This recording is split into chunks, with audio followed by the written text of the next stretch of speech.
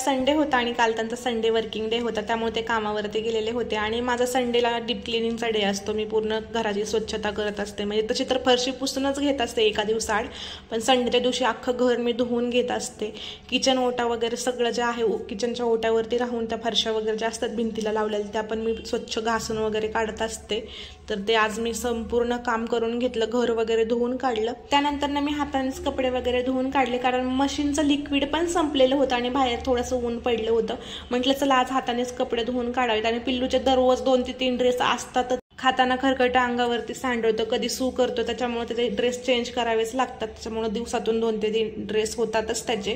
तर पिल्लूच्या पप्पांची सुट्टी 3:30 वाजता होणार होती. 3:30ला सुट्टी झाली त्यांची. त्यानंतर त्यांनी येताना मॅगी आणली होती. 4 वाजेपर्यंत ते घरी पोहोचतात. तर मी सायंकाळच्या नाश्त्यामध्ये मस्त अशी गरमागरम मॅगी बनवलेली होती.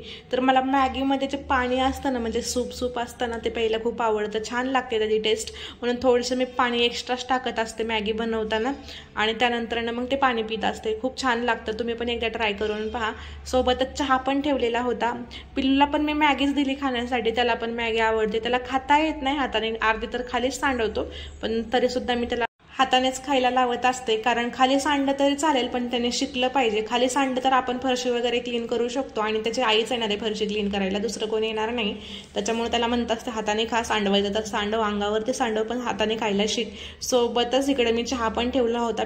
पिल्लूच्या पप्पांनी मॅगी सोबत टोस्ट पण आणली होती, म्हणून अगोदर मॅगी खाल्ली, नंतर चहा आणि टोस्ट घेतला. आणि संध्याकाळी म्हणजे रात्रीच्या जेवणामध्ये मस्त अशी वांग्याची भाजी बनवलेली होती, सोबत गरमागरम अशा चपात्या होत्या.